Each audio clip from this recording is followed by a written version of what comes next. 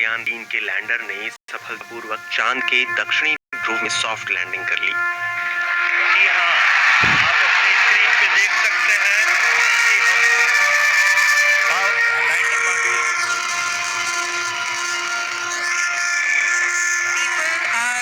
भारतीय मीडिया में तो इससे जुड़ी खबरें छाई ही हुई हैं।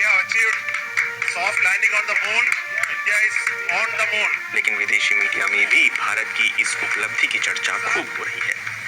ब्रिटेन के अखबार द गार्डियन ने लिखा है कि भारत अब एक स्पेस पावर बन गया है।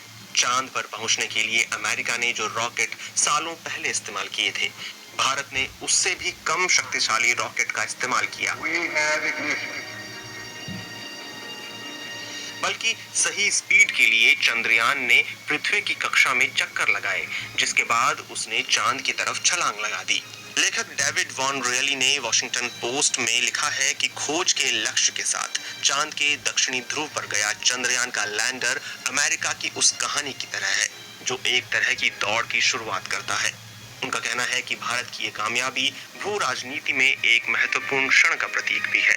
उन्होंने रूस के लूना 25 की नाकामी का जिक्र करते हुए कहा है कि ये लैंडर चांद की सतह की तरफ ऐसे बढ़ा जैसे रूस के ताबूत की आखिरी कील की तरफ हथौड़ा बढ़ रहा हो।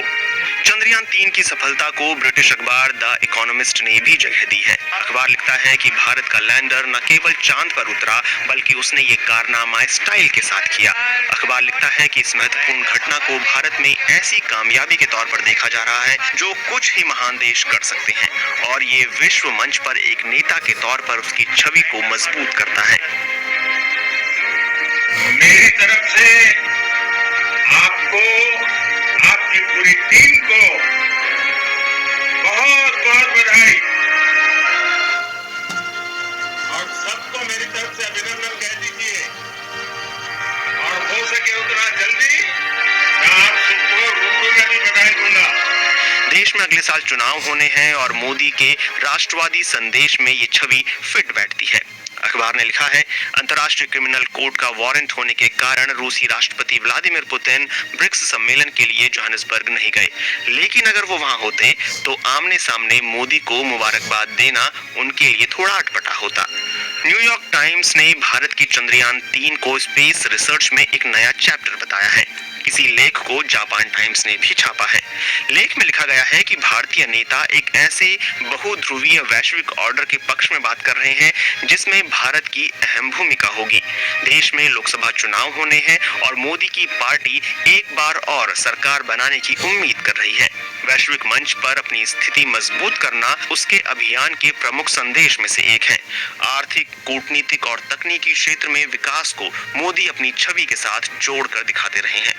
अखबार लिखता है कि मोदी के कार्यकाल के दौरान भारत में सांप्रदायिक तनाव की कई घटनाएं हुई हैं, लेकिन चंद्रयान-3 की सफलता को लेकर अलग अलग समुदायों के बीच भेदभाव मिटता हुआ दिखा। मिशन की सफलता के लिए मंदिरों, गुरुद्वारों और मस्जिदों में प्रार्थना सभाएं की गईं।